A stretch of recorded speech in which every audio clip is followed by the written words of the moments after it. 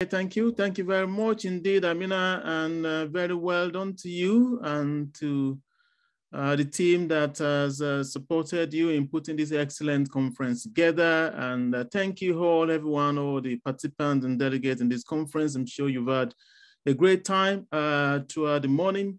And we have an interesting panel, and it's quite very well set up as well, following on from Dr. Massa's presentation, which is about how men can support the aspirations of highly skilled migrant women. Well, I think some of the introduction has been done already, and I'm joined today by Dr. Abel Adegoke. I think has already been introduced. I will give each of the panelists time to just say a few things more about themselves beyond, the brief, introduction that Amina has done already. So Dr. Adegoke and Dr. Mumbi, as well as Dr. Muskwe and Dr. Ejiogu, I'm trying to see if I can actually add you all to the spotlight so that we can all be here. All right. Okay, thank you, Amina, for that. All right, can I just ask you gentlemen, thank you for coming. We're a few minutes behind time, but we will make the best of the time we have. I'm also aware that what follows after here is a break anyway, so I suppose, but let's try to work with the time that we have. So if you can just begin by saying a few words about yourself in 60 seconds or so, beyond what is already been said by Amina earlier on. I think that would be a good start, especially in the light of the topic that we're looking at today. Just a few quick words from you. Can I start with Dr. Henry Mumbi?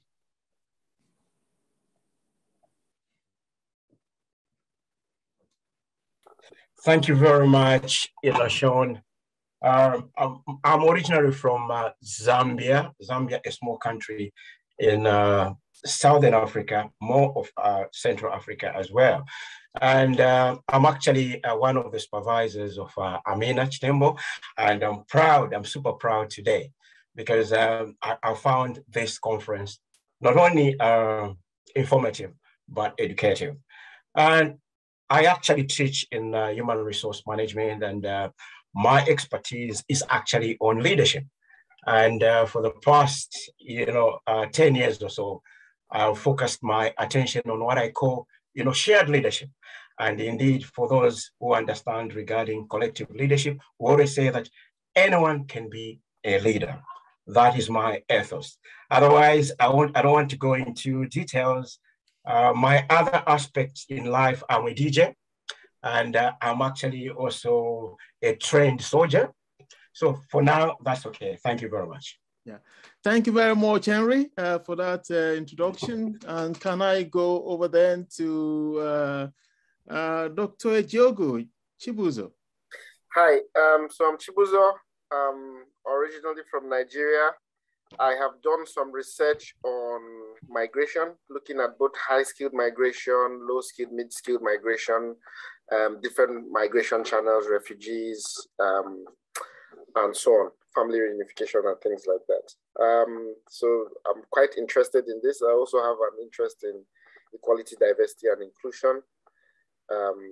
So that's my background was in industry before coming to academia. So I witnessed some of the glass ceilings and things like that, ethnic color ceilings in industry, and also now in academia, I'm researching this. So that's a bit about me. Thank you very much indeed, Dr. Chibuzo. And Dr. Adegoke, please. Thank you very much. Good afternoon, everybody. It's good to be invited into this. I'm obviously not an academia, but I stay some in academics. I'm a general practitioner. I originally came from Nigeria about 30 years ago. But I also do a lot of cardiovascular medicine. So I'm a primary care cardiovascular physician.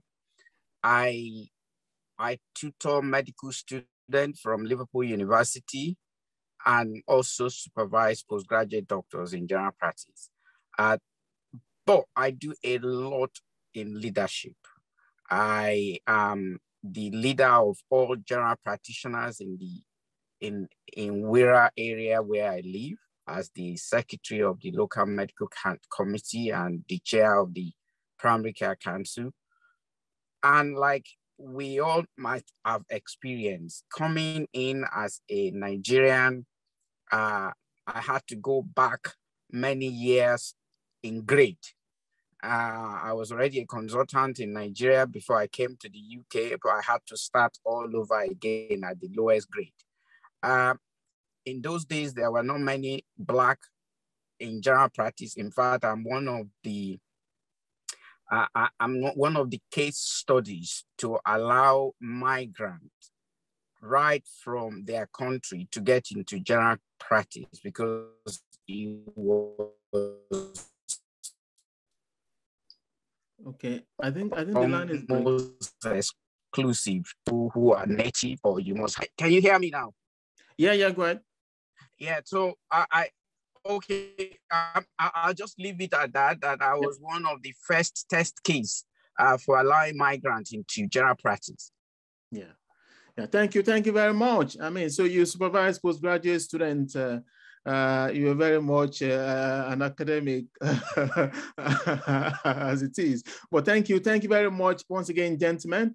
And what we're hoping to do in this panel is also give an opportunity for those of you there as participants to also intervene with comments or questions. But I'll just go around first and just seek, the thought of this gentleman. I mean, I know there's been a lot of really interesting presentation today, straddling both, theoretical and practical and professional perspectives. So that is great. But can I just start with you, Dr. Mumbi? Your expertise lies, in the area of human resource management and organizational behavior. If we start actually from that, and that is not the only perspective I'll be inquiring from you today, where we start from that, from your own research, and your awareness of research in this area, what do you think are the main challenges? What are the main challenges that is, militating against the progress of highly skilled women in a developed country or in the West, let's say, like the UK? What are your immediate thoughts? I mean, if you can, briefly in 2 minutes or so, or 3. I think in the context of human resource management, as well as organizational behavior, there are so many, factors or challenges we can look at. But to start with, I think one of them is that of culture, because when you look at organizational behavior, we look at culture, where we look at an organizational culture, as well as where we are coming from. And when we talk about culture, we always talk about, values, principles, and what makes, how do we dress, how do we sort of react in situations like this, and etc. So I find, through my experience of teaching, my experience of research, I find that sometimes some of us from Africa, we struggle to integrate when we come to the West. And we come with this package of some of the beliefs, some of the values. And hence, when we come here, we find it, strange to actually maybe even penetrate, the system. I think that's one of the obstacles. We need to understand that whenever we come to a country like the UK, for us to integrate, we need to understand, the national culture, and actually not only the national culture, but the way, the indigenous people perceive on so many things. I'll tell you one of the examples. Generally speaking, when if somebody comes from Africa, like a man or maybe even a woman, they go in a pub and then somebody says, oh, love, let me, how much is this? And then immediately somebody mentions that word love. From where I'm coming from, it's so strong. It means quite a lot, and you find a lot of people come here and think, oh, that one likes me, oh, that one fancies me. But when you look at the way the system of life here, those words are not much used. So in terms of human resource management, sometimes it becomes, an intricacy to start understanding, women who migrate, because some of them, they may have, something to contribute at the workplace. But because of that culture, maybe they feel that if it's unhealthy for them, or maybe it's unacceptable if they say some of these things.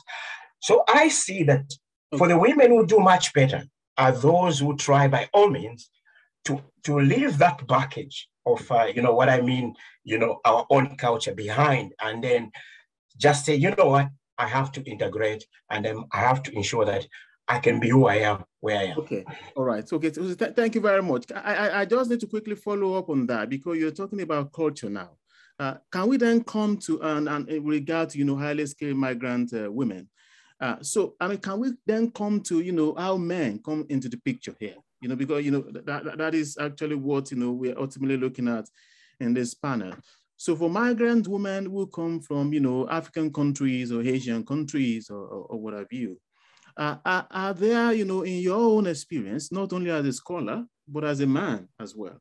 So are there, a cultural barriers? We know that, migrants face challenges, but we are focusing specifically on highly skilled migrant women. So what are the additional cultural baggages that comes then, or challenges or obstacles that comes with being a woman from the perspective of men, of maybe they are men in different ways? They are men in terms of their partners or their sons, or indeed their line managers who are men, maybe who are, African men themselves or other kind of men. So what are the sort of additional thing that comes, from the world of men culturally and poses barrier to the progression of highly skilled migrant women?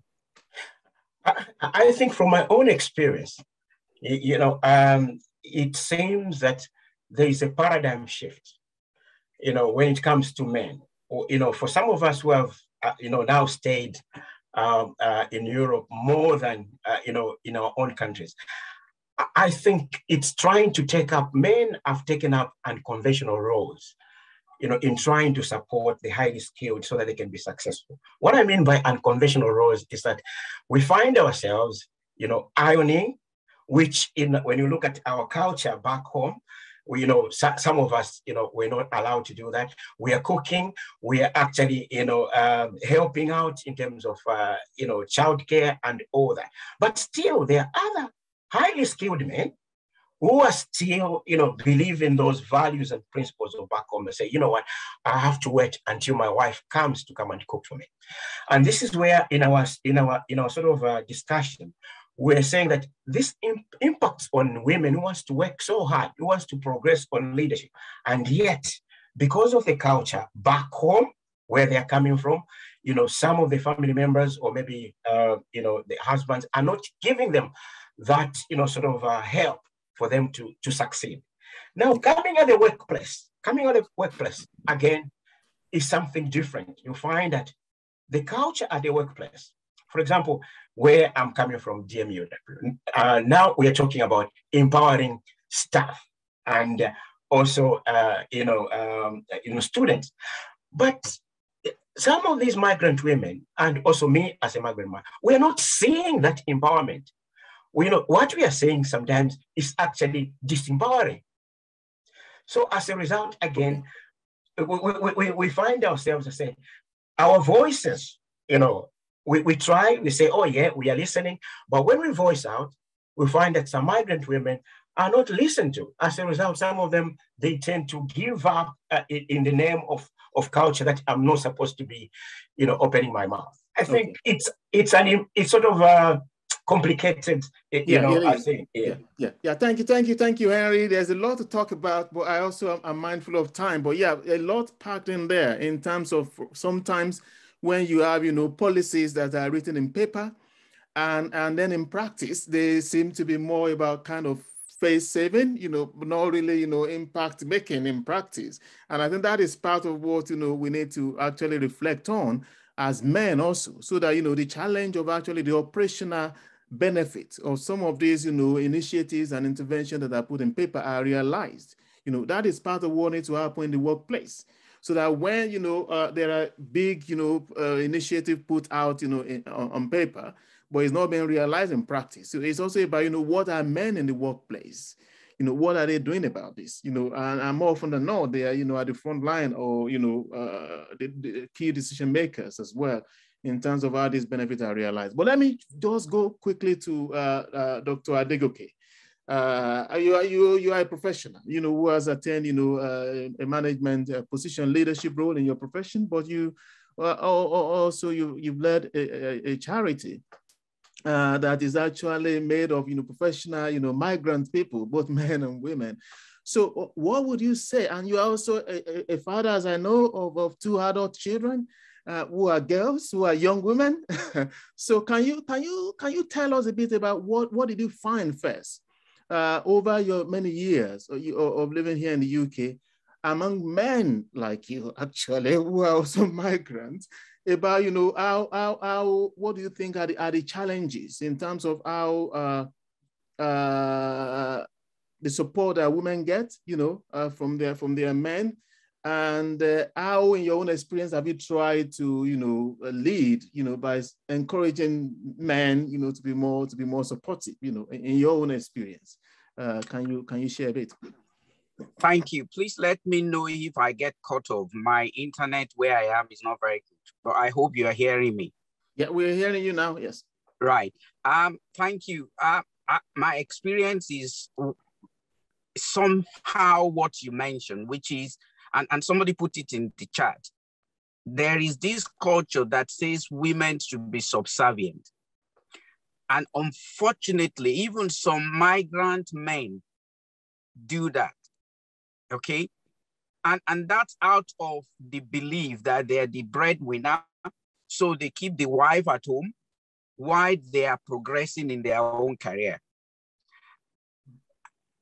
That may be necessary in some cases, but however, I think the best thing to do is for both of you create opportunity to support one another so that you can progress in your career.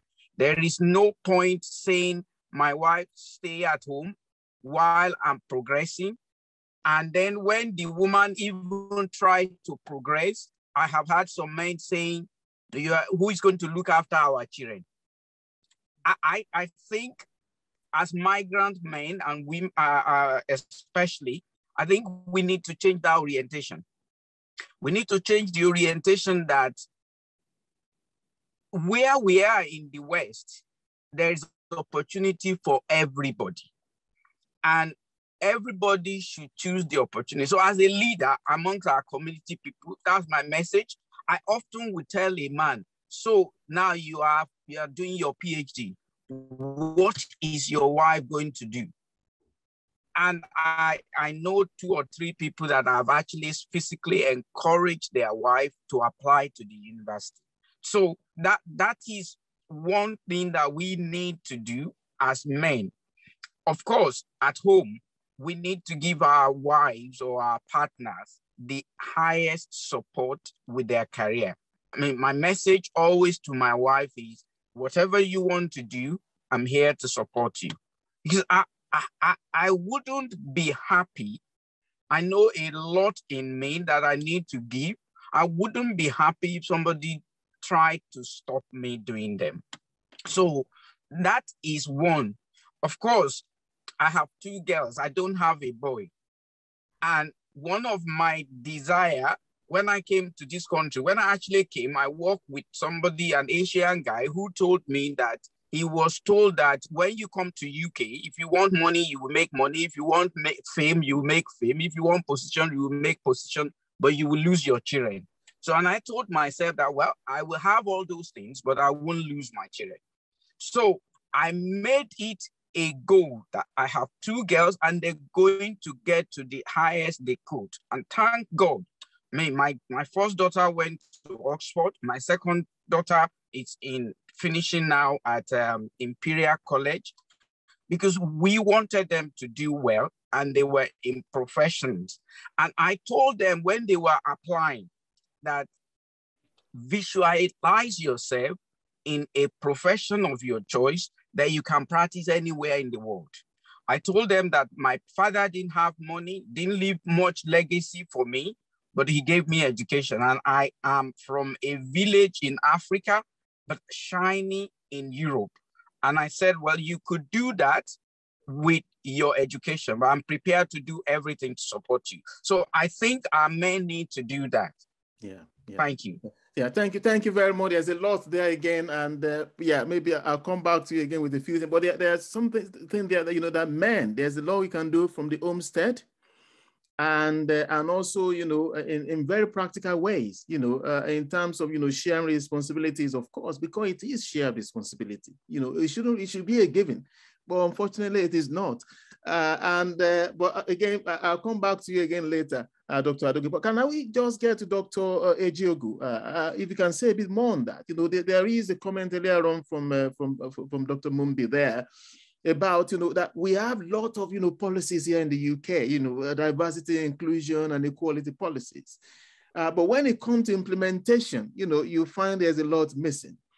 Do you think, you know, we should hold men partly responsible for the lack of progress when it comes to implementation and reaping benefits? And if not, why not? If so, what is the way forward?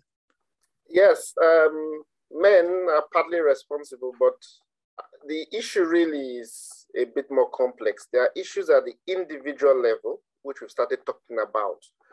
The individual man's mindset, cultural paradigms, and so on and so forth. And also the individual man's behavior and actions as a change agent.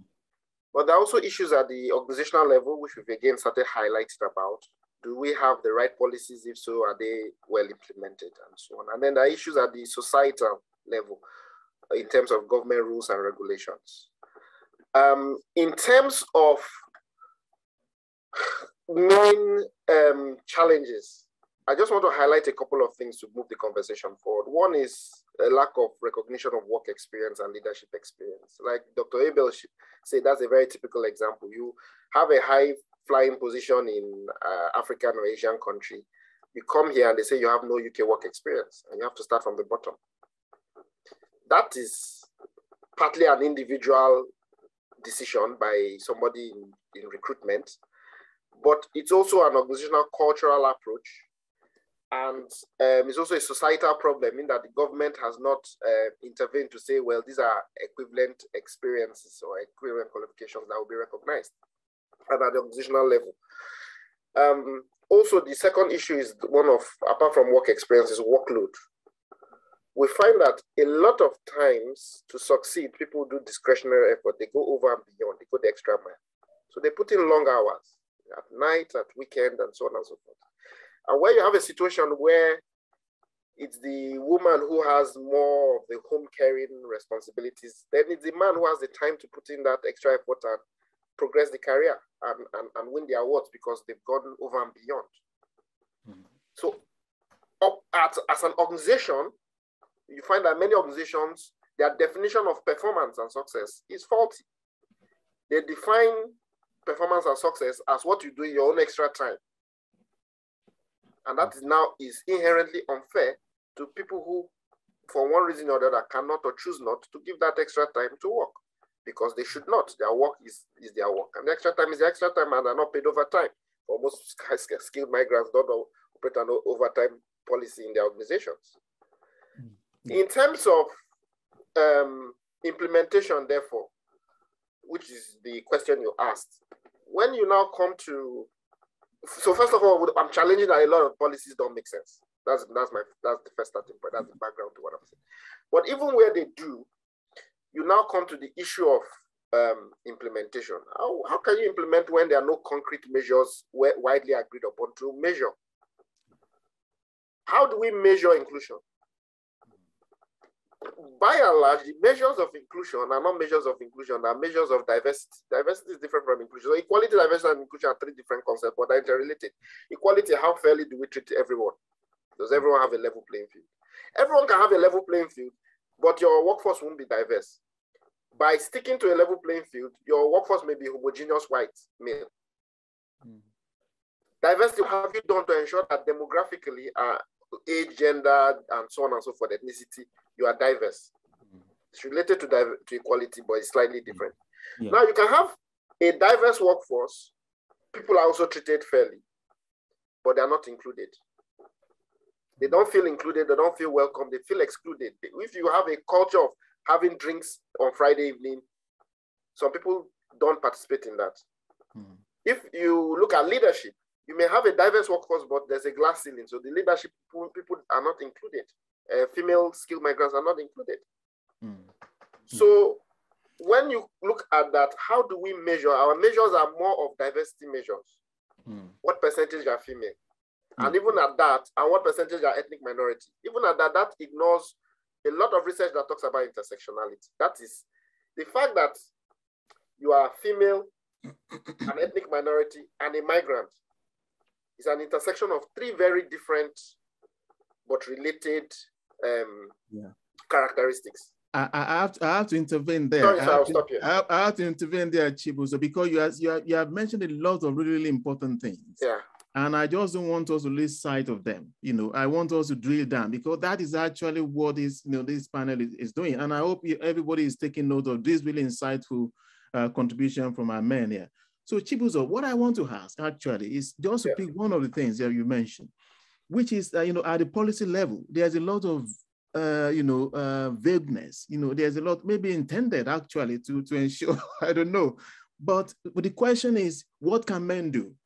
What can men do in practical ways, to ensure that, So we always start with implementation, because that's a very easy place to start.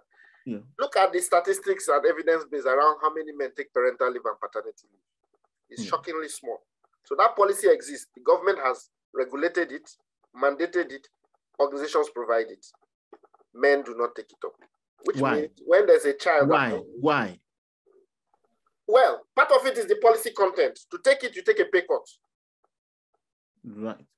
To take that, they pay you statutory pay, which is even less for men, less than maternity pay.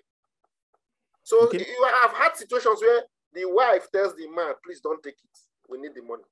Baby has come." So what do we do? What can men do? So at one level, you need to change the policy. The content of the policy we always need to challenge. At the second level, culturally, is to tackle that mindset of why won't men take the policy options that are available. Flexible working is another example. Yeah. Thank you very much for that. I think that is really, really important. So we need to tackle it at the policy level. That means men need to bring their voices to bear. That this is not right. This is not fit for purpose. We need to move it forward. So we need to be at the forefront of campaigning. Not just sitting in our lovely, beautiful offices. And I think that is really important, actually. We need, to take this down and with very clear understanding of what is lacking, and then to bring it, to the forefront in campaigning. But also culturally, we need to, and I'm sure, there are a lot of men actually here also listening, why would you not take a paternity leave? It's there, for whatever it is what, it needs to be taken. But can I just move on to one of the things again that, that Chibuzo mentioned there, which is the lack of recognition. And I think, Henry also mentioned it earlier, lack of recognition of qualification and then work experience, which Dr. Adegoke actually also spoke to, that he had that, when he came to this country, in terms of the fact that he was a consultant, but he had to start again from beginning. So as a leader in your profession, and I know that you've done a lot of stuff to sort of help people to acquire, or maybe let me just ask you to speak on that. So what can men do in leadership position to try to find a way around this, maybe providing internship, training opportunities, or other ways in which these qualification at least can be brought up to speed, while on the one hand also challenging the policies that make these qualifications irrelevant or something. So maybe if you can share some of your own practical experience as well that you've done in this regard in terms of helping people to augment their experience in order to get opportunity for career progression. Dr. Adegoke. Thank you. The important thing is for individual, I think somebody mentioned it, individual mindset. People need to be prepared to go through certain things to progress. I like it in a way that this is a place where things are not just handed over to you. You've got to earn it.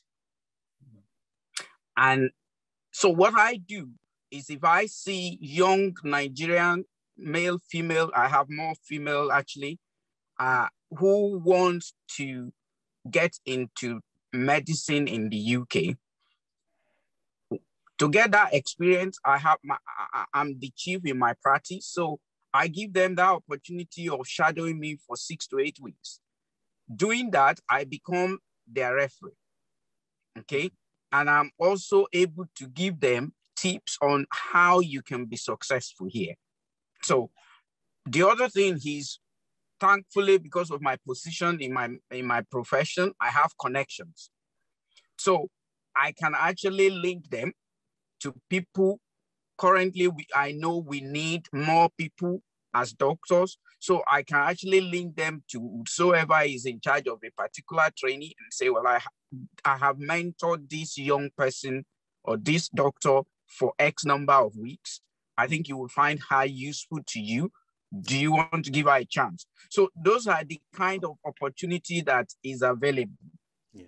And wherever I have the opportunity, I try to make it clear that Africa may be looked at as not a rich country, but we have rich brains and quality people.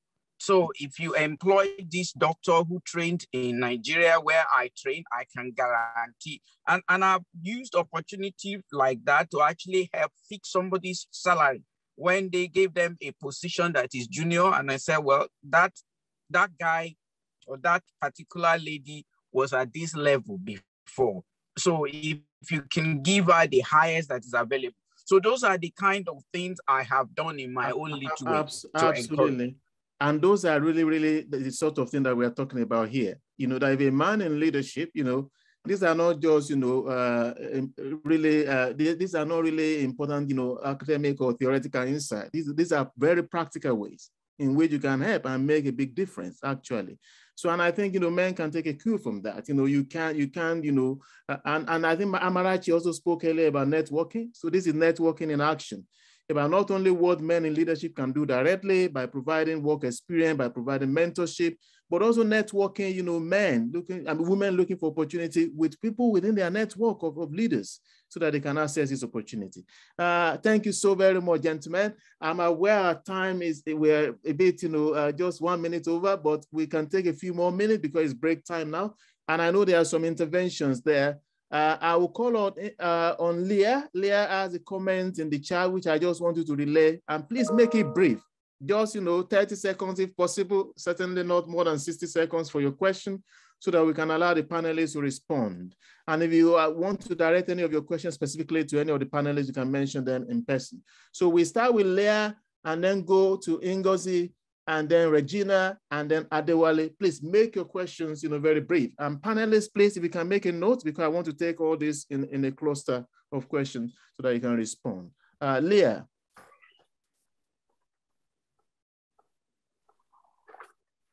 I think my question was answered already. I think I put my question right at the beginning, but I think I just wanted us to delve into, we talked about bias in a spousal context. Do you think that bias can also be in a workplace? Because you think like that, therefore you impact women negatively who work with you in the workplace as a leader. Yeah. Thanks for that. Thanks for that. I'm sure our panelists are making a note. But thank you again for your comment and on the chat as well. Ngozi and then Regina. Okay. Yeah. Good afternoon, sir. Then well done, everyone. Thank you, Dr. Adegoke and Dr. Chibuzo. I just want to ask, because what you've had a conversation on diversity and inclusion and talking about women. So I want to ask, what is the role of HR in promoting inclusion and equality for new mothers in the workplace in Africa? Because I wasn't very sure if your context was just here or if you were trying to compare what we have here and then what we have in Africa. Because when you talk about the paternity leave for men. I'm not very sure it's really implemented in Nigeria or in Africa. So my question is, what is the role of HR in promoting inclusion and equality for new mothers in the workplace in Africa, or how can HR influence changes as again the current situation? All right. Okay. Thanks so much for that question, Ngozi. I'm sure, the panelists will respond to that. But remember, we're talking about migrant women. So maybe that is why, the default context is here in the West, because we're talking about migrant women coming to the West. But actually, there is also a context in which you speak of migrant women within Africa as well. So I think, it is actually relevant also within Africa. But yeah, Regina. Good afternoon. Thank you so much for sharing your thoughts and all speakers. It's amazing.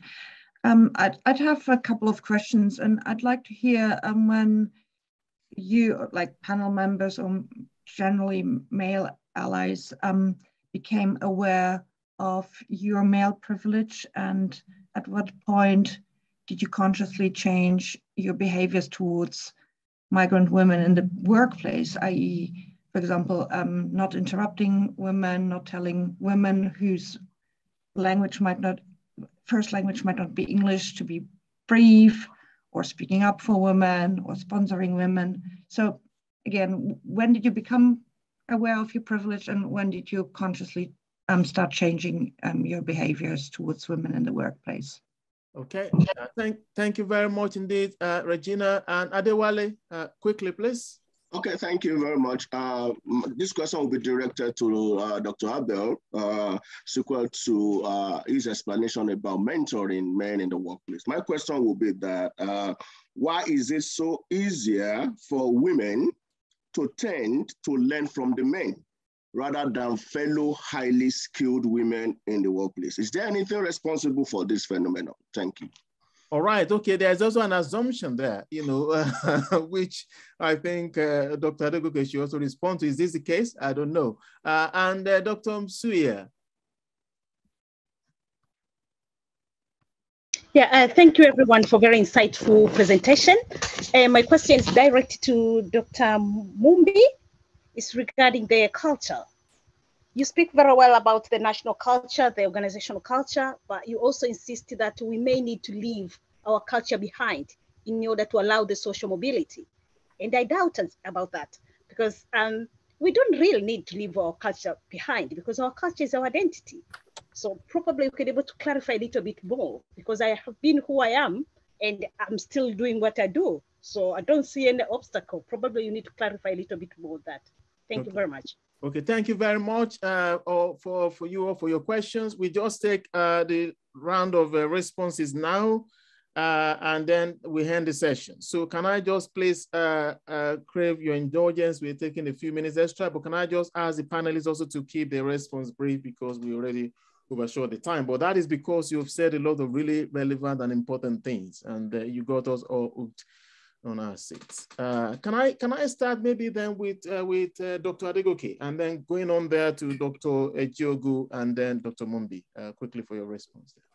Thank you, and thank you for making it clear that there's a lot of assumption in the question that women tend to learn from men rather than their fellow women. And I think if that is the case, it's just purely because sometimes women coming together could be a difficult relationship because of very, very underlying jealousy, envy, and which could happen.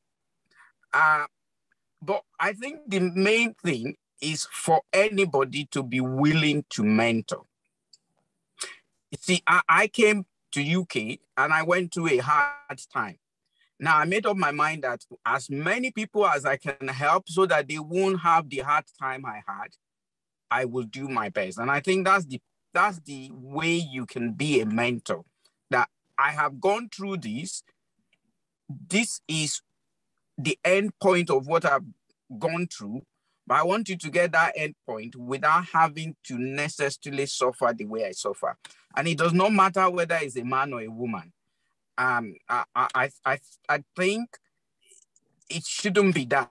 It should just be that you're willing to help others to progress. Thank you. Yeah. Thank you very much indeed for that succinct and concise answer there. Chibuzo. So very quickly, so this question about new mothers in the workplace in African HR. In the UK, the HR policies came as a result of government policy mandating them to have organizational policy. So Nigeria, I think you need to start addressing, is there government policy that forces organizations to provide flexible working arrangement for new mothers and things like that, maternity, paternity leave for fathers also. Secondly, voluntarily, as an ethical organization, corporate social responsibility and so on, an organization can voluntarily introduce these things. And we tend to see that in Nigeria and Africa more among multinationals than indigenous organizations. However, it's something we need to encourage HR to look at voluntarily. Okay. Question, Regina. So becoming aware of my privilege and bias started in education and has moved on to workplace, in each workplace, and it's an ongoing process for me. And I'll combine that with Leah's question. Are there biases still in the workplace, and am I still learning about this? Yes, and I'll give you two very quick examples. Why is it that there's conscious bias where you are prejudiced against female migrants, for instance, but unconsciously, why is it that when we go into meetings and committees, we delegate note-taking mostly to the females? Why is it that when colleagues have birthdays or sick or they're leaving, the person who organizes the card and the gift would delegate mostly to females? So there are things like that that we still have in our mind, what we call women's work for women. And we have brought that into the workplace because it's akin to domestic work, So those are things I am still learning about. I'm a work in progress. Everybody will speak for themselves, but that hopefully answers both Leah's and Regina's question. Yeah. I'll leave it at that, but I'm happy to chip in to support Henry on the question of culture. Thank you very much indeed, Dr. Ejiogu. Really good point. And finally, Henry, very brief one. Yeah, regarding culture, may I apologize because when I mentioned that we come with this sort of a range of values, principles, and so on. Of course, when we talk of culture, culture has got its own good things within it. Well, when I was talking about leaving some things behind, is that within culture there are those things which can impact on our success as migrant women as well as men. So I'm not trying to say that we should forget about who we are. No, that actually shapes our identity. Thank you. Yeah. Thank you very much once again to these distinguished panelists for your insightful and really incisive contribution to this discussion, and you for the audience for staying with us through this. I know our time is gone, but this has been really a fruitful and productive conversation that should be ongoing. We should continue to have this conversation in our workplaces, in our homes, in our neighborhoods, and find practical ways, many of which we have a lot of specific examples today, on how we can support the aspirations of highly skilled migrant women. Because at the end of the day, this is not a zero-sum game. It is not a case of, if women progresses, man regresses. We all progress together by supporting women, highly skilled migrant women. So thank you once again. And I will hand over back now. Sorry, before you hand over, I just want to say one thing very quickly. I know a lot of today we've talked, and in this session, we'll talk about networking and mentoring, and they're very good. However, there are dark sides to networking and mentoring among migrant networks that could even lead to more exclusion. I'll be touching on this in my presentation later, but I think it's just something we need to be aware of. We've only looked at the positives, but actually, the way we go about networking and mentoring may sometimes have unintended negative consequences. So absolutely. Something we need to address. Yeah, absolutely. I totally agree. Thank you once again. And over to you now, Amina.